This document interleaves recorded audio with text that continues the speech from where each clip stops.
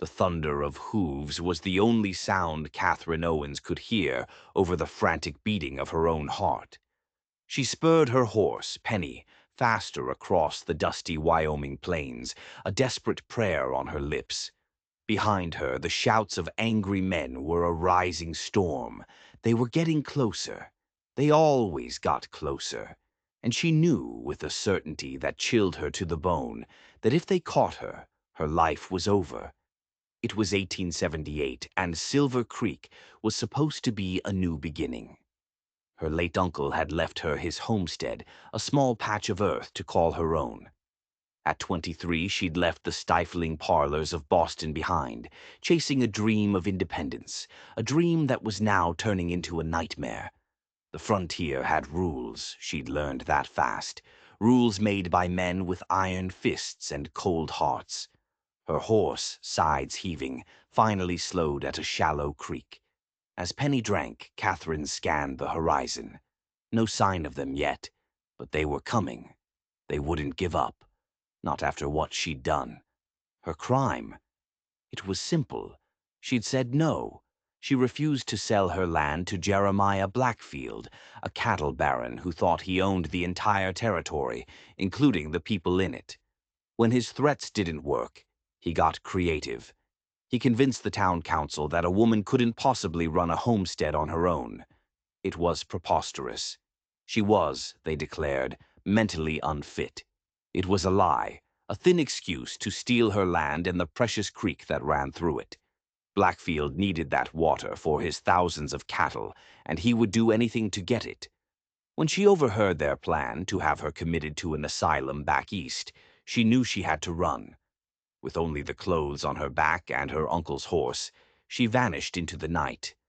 Now the sun was high, her canteen was almost empty, and despair was a physical weight on her shoulders. She was lost, alone, and hunted. Just as the last of her hope began to fade, she saw it. A thin plume of smoke rising from a stand of cottonwood trees in the distance. Was it salvation? Or was it just another trap in a land that seemed full of them? She approached with caution, her hand resting on the small pistol her uncle had taught her to use. The smoke led to a small, neat ranch nestled against the foothills. A modest cabin, a well-tended corral, and a man. He was working with a young chestnut stallion, his back to her, his voice a low, soothing murmur as he calmed the spirited animal. He didn't look up as she drew closer. He was focused, patient. He had the weathered look of a man who lived under the open sky, tanned skin, sun-bleached hair, and eyes that constantly scanned the horizon. "Hello there," she called out, her voice hoarse from dust and fear. "I wonder if I might trouble you for some water." The man turned. His eyes were a startlingly sharp blue, and they took in her torn dress, her exhausted horse, her disheveled state, in a single, sweeping glance. He secured the stallion before walking towards her. "Of course, madam. Looks like you've come a fair piece." Catherine could only nod, dismounting stiffly. "I'm Catherine Owens." "Nathan Lawson," he replied with a slight tip of his hat. "Water's by the porch. Help yourself. Your horse, too." As she drank the cool, life-giving water, she felt his eyes on her. He wasn't just looking, he was reading her. He saw the way she kept glancing back over her shoulder, the way her hands trembled slightly. He saw the terror she was trying so hard to hide. He walked over, his expression unreadable. "Trouble following you, Miss Owens?" he asked, his voice low and direct. She hesitated for only a second. The lie died on her lips. She nodded. "Men from Silver Creek. They're trying to take my land." Nathan's face darkened. A flicker of something, recognition, anger, crossed his features. Blackfield's men. It wasn't a question. Before Catherine could respond, another sound drifted on the wind, the distant drumming of hooves. Nathan moved with a sudden, startling speed.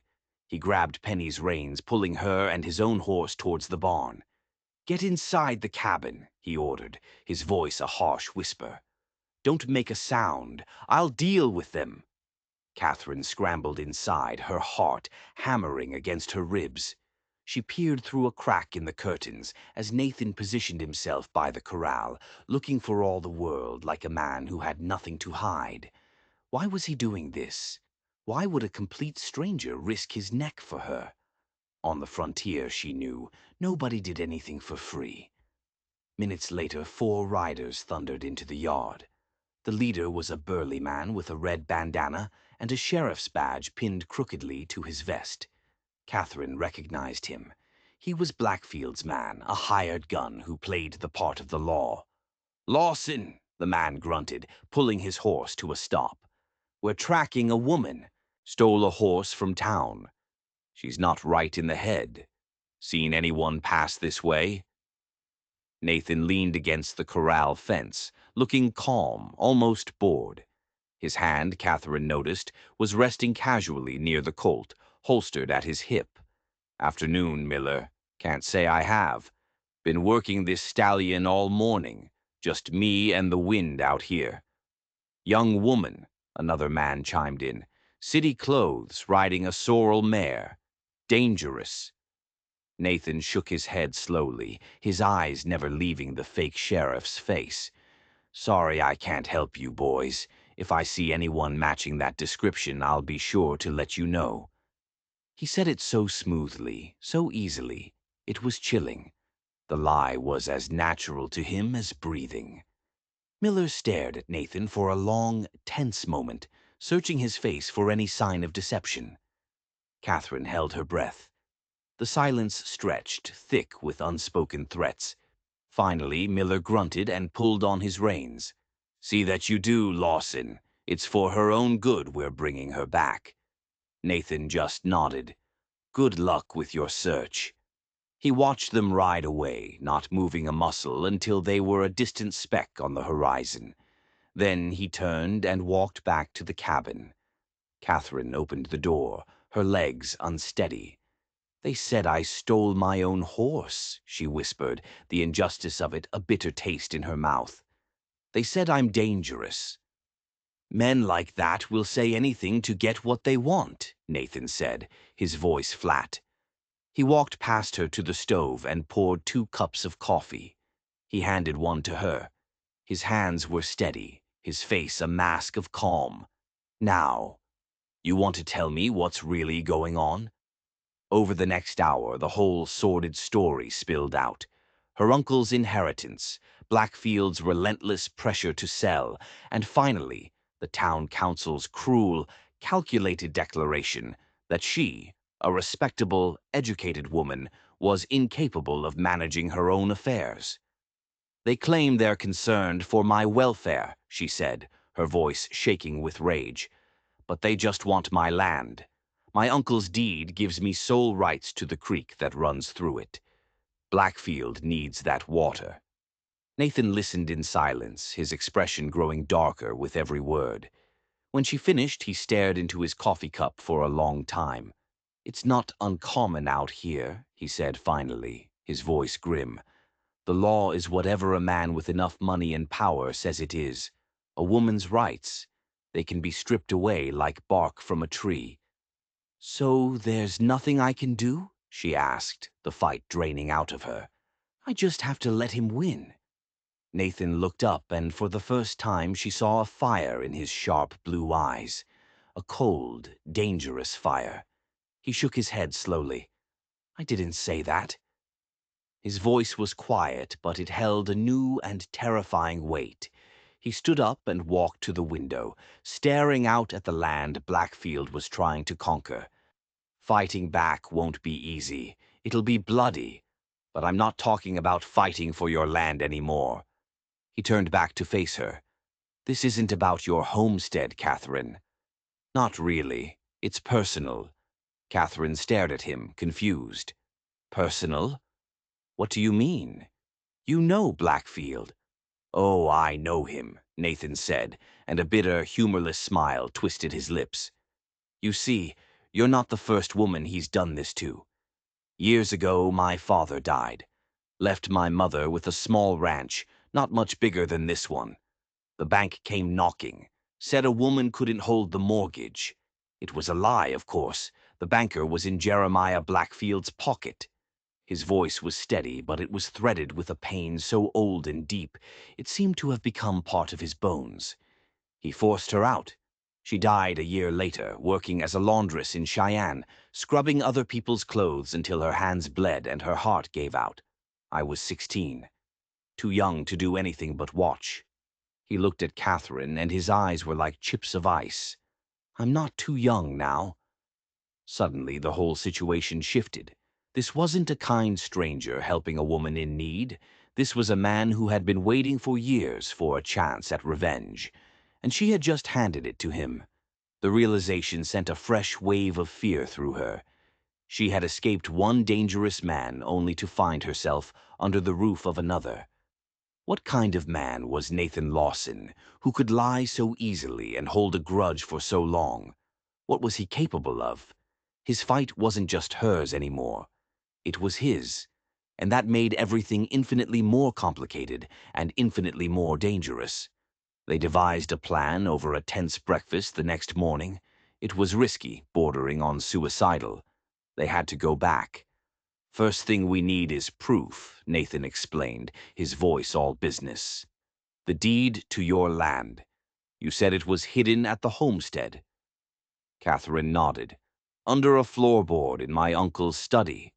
He left everything documented. Good, Nathan said, but the deed isn't enough. We need more. We need allies. Allies? In Silver Creek, everyone is either on Blackfield's payroll or too scared to cross him. A slight, grim smile touched Nathan's lips. Not everyone. Blackfield's made enemies. People who've lost their land, their water, their livelihoods to him. They're quiet, but they're there. We just need to give them a reason to fight back. Their destination wasn't Silver Creek. It was a town 2 days' ride away, Clearwater. It was home to Judge Wilson, a man known for two things: his unwavering belief in the law and his deep-seated hatred for bullies like Jeremiah Blackfield. That evening, as they prepared to leave, Nathan loaded an extra rifle and handed it to her. Can you shoot? My uncle taught me, she said, taking the weapon. It felt heavy and cold in her hands. I'm better with a shotgun, though. Nathan's eyebrows rose in surprise. You're full of surprises, Miss Owens. Catherine, she corrected him. If we're going to do this, we're past formalities. Catherine, he agreed, and for the first time a genuine smile reached his eyes. And I'm Nathan. They rode out at dusk, taking a winding, circuitous route through the Badlands to avoid any of Blackfield's patrols. The silence between them was heavy. Catherine found herself watching him, the way he sat tall in the saddle, the way his eyes constantly scanned the landscape. He was a man at home in this harsh, unforgiving world. Why are you really helping me, Nathan? She asked, the question breaking the quiet. He was silent for so long she thought he wouldn't answer. I told you, he finally said, his voice low, about my mother. I know. I'm sorry about what happened to her, she said softly. It was a long time ago, he replied, his tone dismissive. But some injustices, they don't fade. They fester. Blackfield thinks he's a king.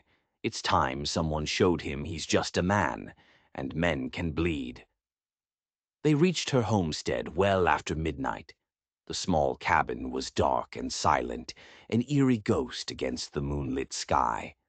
They think you're long gone, Nathan whispered as they dismounted.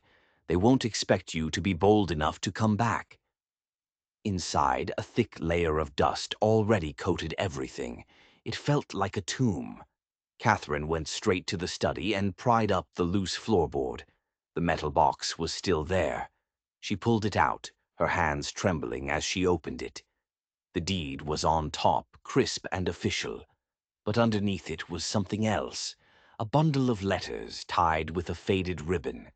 They were from her uncle, addressed to a lawyer in Cheyenne. She started reading, her heart pounding. Her uncle described Blackfield's threats in chilling detail, but then she saw it, a line that made the blood freeze in her veins. Her uncle wrote that Blackfield wasn't acting alone. He had a silent partner, someone powerful and respected, who was helping him manipulate the legal system, a partner who was providing the funds and the political cover. The letters never revealed the name. It was a ghost, a phantom pulling the strings from the shadows. Just as she was absorbing this, Nathan came back inside, his face grim. "We have another problem," he said. "They've diverted your creek, built a dam upstream. The water is already flowing onto Blackfield's land. That was illegal. Water rights were sacrosanct out here. It was theft, plain and simple." "More evidence for the judge," Nathan said.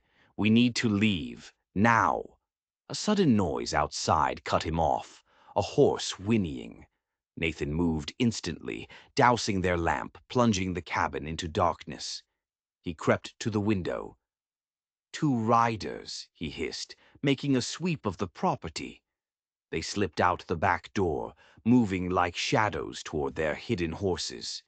They were just about to mount when a voice sliced through the night. "Who's there? Show yourself!" They were caught. Nathan shoved the box of papers into Catherine's hands. "Ride," he whispered, his voice urgent and hard. "Get these documents to Clearwater. I'll hold them off." "No, I won't leave you." "You have to," he insisted, pushing her towards Penny. "Go to the old mining shack on the ridge. I showed you on the map. I'll meet you there. Go." Before she could argue, a shot rang out, a bullet splintering the fence post right beside her head. Nathan drew his revolver and returned fire, the muzzle flash a terrifying bloom in the darkness. He was giving her cover. Reluctantly, she swung into the saddle and galloped away, the sounds of a gunfight echoing behind her. Every instinct screamed for her to turn back, but she clutched the precious evidence and rode on, Nathan's last word echoing in her mind. "Go." The ride to the abandoned mining shack was a blur of terror. Every shadow seemed to hold a threat. Every gust of wind sounded like pursuing hoofbeats. She reached the dilapidated structure just as the first gray light of dawn broke the horizon. She hid Penny in a small canyon and took up a position by a grimy window, her rifle resting on the sill, her eyes scanning the trail for any sign of Nathan. Hours passed. The sun climbed high in the sky, beating down on the small cabin. Panic began to set in, a cold, sickening dread. Had he been captured? Or worse, was she now truly alone? Just as she was convincing herself to go back, to search for him, she saw it. A lone rider moving slowly, unsteadily, across the plains. Relief washed over her, so powerful it made her weak. It was Nathan, but the relief quickly curdled back into fear. He was slumped forward in the saddle, clinging to the horse's mane. She ran outside to meet him. As he got closer, she saw the dark, wet stain spreading across his left shoulder and down his side. It was blood. "Nathan!" she cried, helping him dismount. He practically fell into her arms. "It's not as bad as it looks," he grunted through gritted teeth, but his face was pale as death. "Bullet went clean through." She half-carried him inside and laid him on a dusty cot. With supplies from his saddlebags, she cut away his shirt. The wound was horrific. She cleaned it as best she could, her hands surprisingly steady, and bandaged it tightly. "What happened?" she asked, her voice barely a whisper. "Blackfield's men," he confirmed, his breath coming in shallow gasps. "They weren't expecting a fight. I winged one of them, managed to get away, but not before he got me." He gestured to his shoulder. "They'll be looking for us now, for real." "We need to get you to a doctor," she insisted, her eyes filling with tears she refused to let fall. He shook his head, a pained grimace on his face.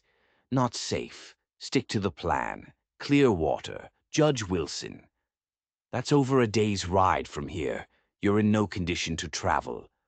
I've ridden with worse, he said, attempting a smile that looked more like a snarl of pain. We'll rest here today, travel tonight. As the day wore on, his condition deteriorated. A fever set in, making him shiver despite the heat. He drifted in and out of consciousness, muttering about his mother, about Blackfield, about revenge. Catherine bathed his forehead with a cool, damp cloth, a knot of fear tightening in her stomach. We should wait, she pleaded when he was lucid. Just one more day. Can't risk it, he mumbled, his eyes glassy with fever. They'll be searching, every rock, every shadow. Against her better judgment, they set out after dusk. The journey was a living nightmare. They had to stop every hour as Nathan's strength failed. By morning, they were still miles from Clearwater, and he was barely conscious. They took shelter in a small grove of trees. Catherine helped him down, his body a dead weight against hers. Just need to rest, he murmured, his skin burning hot to the touch. She laid him down and went to the nearby stream to wet her handkerchief. As she knelt by the water, she studied the map again. They were trapped. They couldn't go on and they couldn't go back. Her dilemma was solved for her in the worst possible way. A glint of sunlight on the horizon. It caught her eye. It was metal, a rifle barrel. Then she saw the dust cloud. Riders, at least 5 of them, coming hard from the direction of Silver Creek. They'd been found. She ran back to Nathan, shaking him awake. Nathan, someone's coming. Can you ride? He pushed himself up, his face a mask of agony and sheer willpower. Have to, he rasped. She hauled him into the saddle, her own body screaming with effort. They couldn't make it to Clearwater now. The riders would cut them off.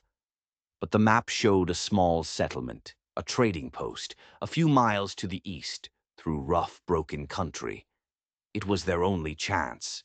They spurred their horses, leaving the main trail, plunging into the rocky terrain, praying they could lose their pursuers. The trading post was little more than a ramshackle building in the middle of nowhere, run by an elderly couple. The woman, Martha, took one look at Nathan's ashen face and the bloody bandage, and ushered them inside without a word. Her husband, Thomas, a stooped man with wary eyes, stood on the porch, a shotgun resting in the crook of his arm, watching the trail. Bullet wound? Martha asked briskly, already pulling out herbs and clean cloths. Catherine nodded, her voice trembling. 2 days ago. He's getting weaker. Infection's setting in, Martha confirmed, her touch surprisingly gentle as she examined the wound. I can clean it, but he needs a real doctor. There are men looking for us, Catherine explained, from Silver Creek. Martha's face remained placid, but a flicker in her eyes told Catherine she understood. Thomas saw a posse ride past about an hour ago, she said, mixing a foul-smelling poultice, heading north toward Clearwater. The news was both a relief and a curse. They were safe for the moment, but their destination was now crawling with Blackfield's men. Martha's remedies seemed to help. By evening, Nathan's fever had broken, and he was lucid, though incredibly weak.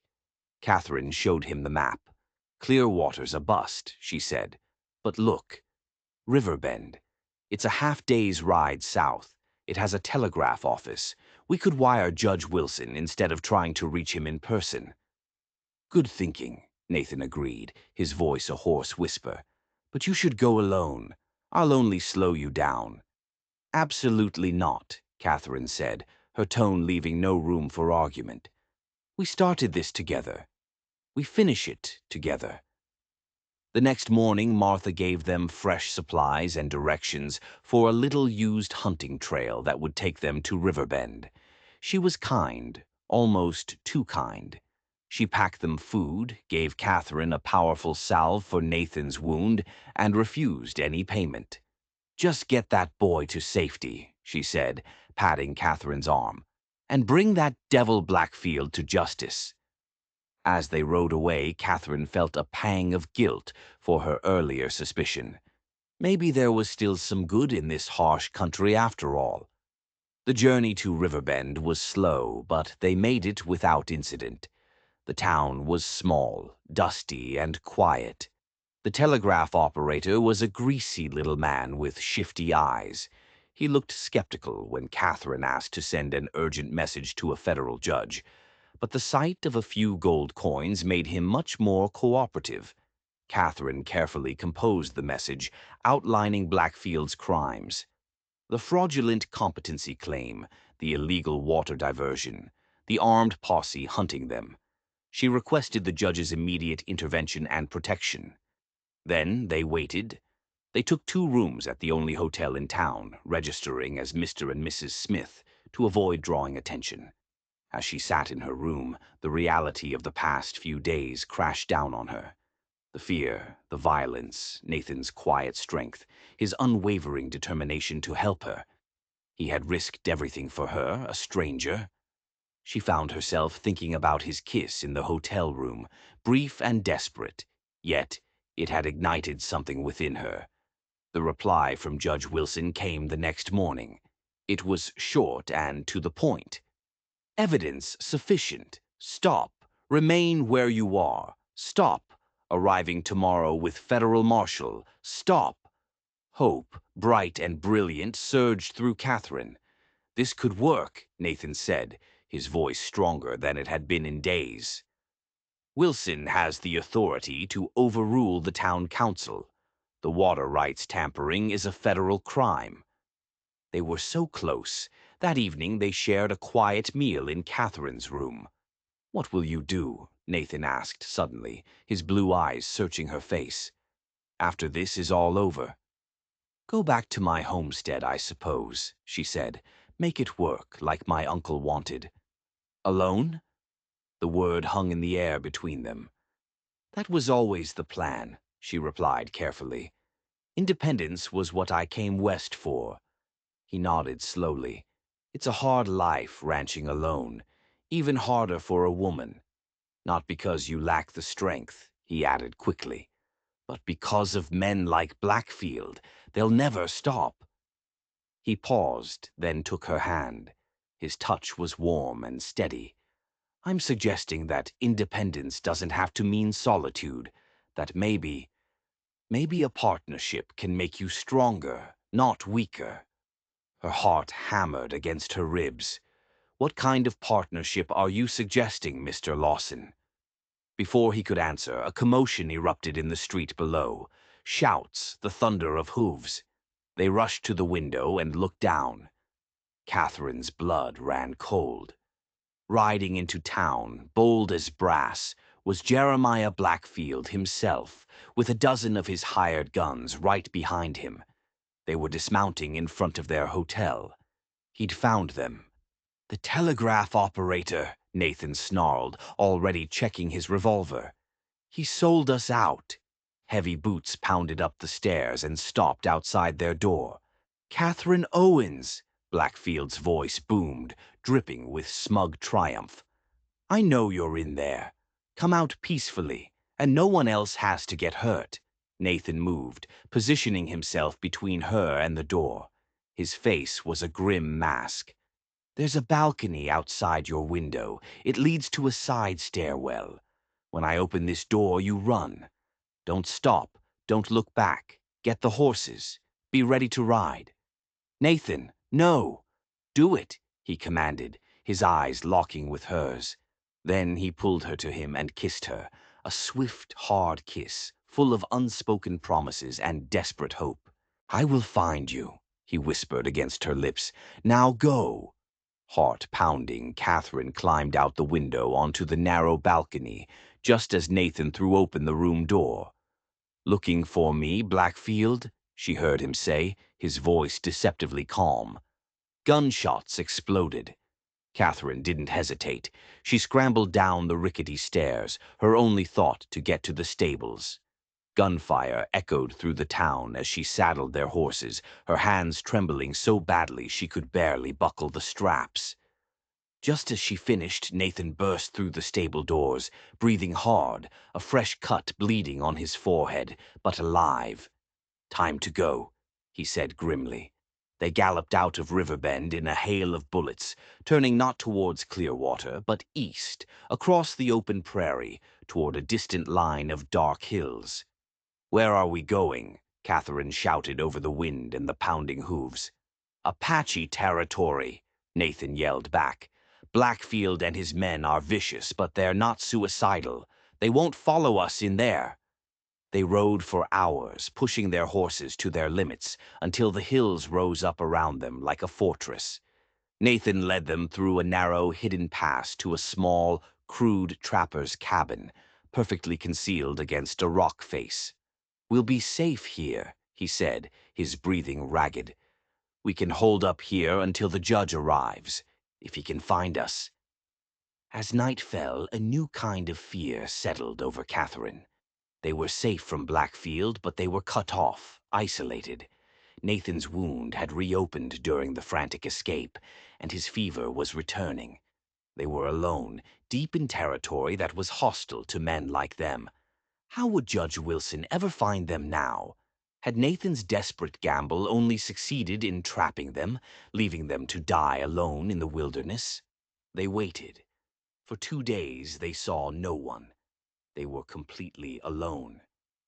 Nathan's condition worsened. The wound was badly infected now, and he was delirious most of the time.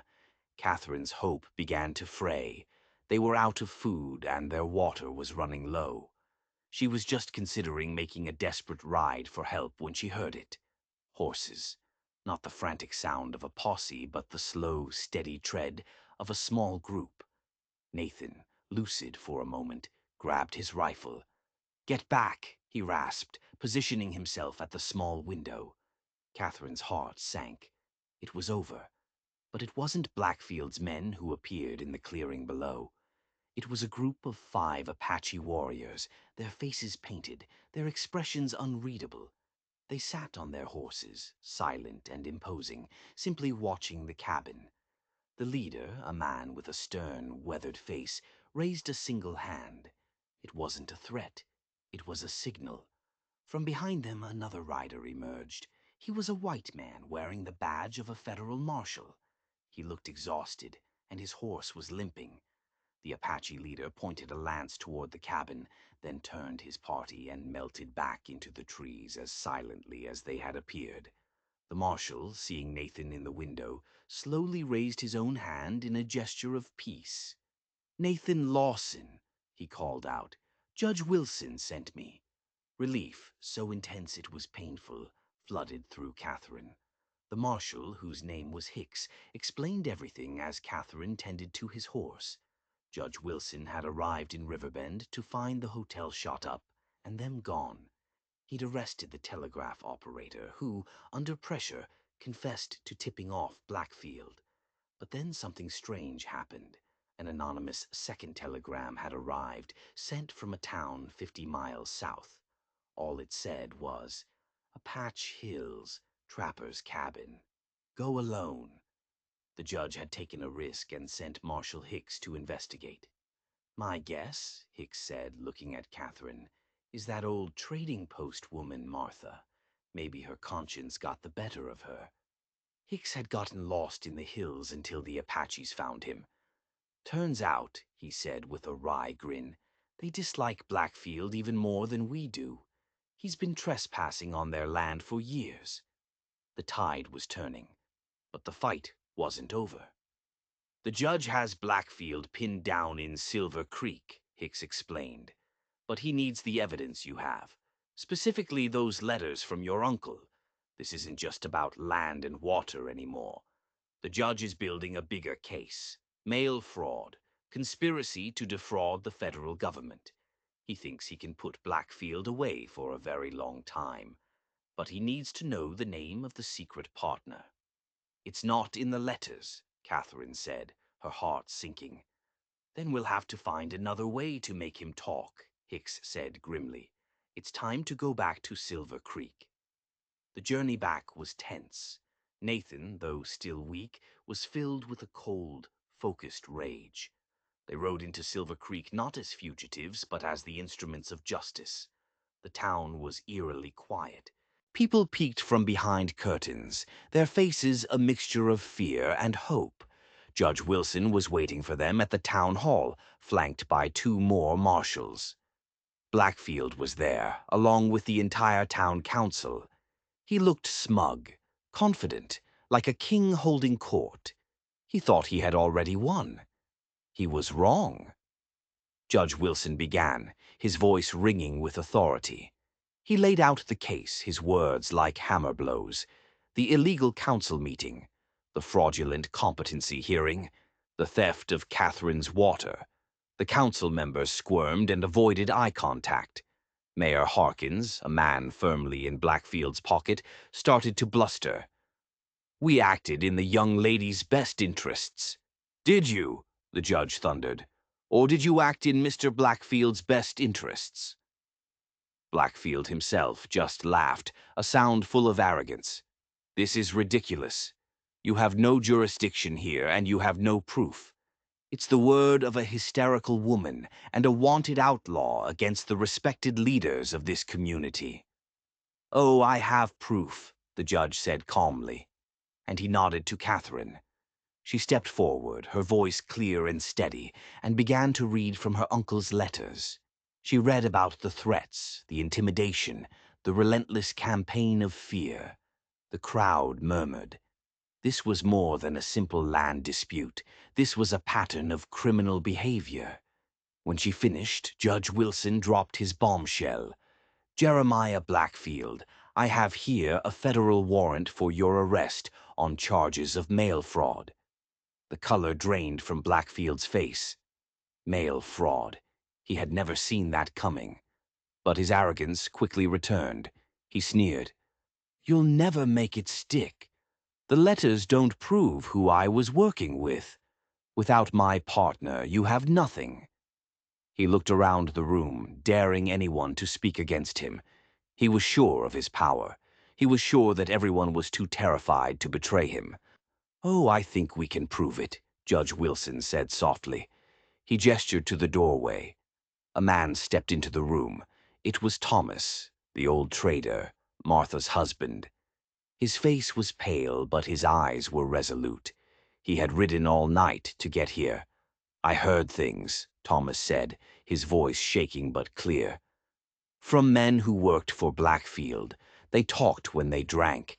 They talked about the partner, the one who handled all the paperwork, the one who made it all look legal." He took a deep breath. It was him. And he pointed a trembling finger directly at Mayor Harkins. The room erupted. Harkins lunged for his gun, but Marshal Hicks was faster, slamming him back into his chair. Blackfield stared in disbelief, his empire crumbling around him, betrayed by the very people he had terrorized. As the marshals clapped both Blackfield and Harkins in irons, a cheer went up from the townspeople.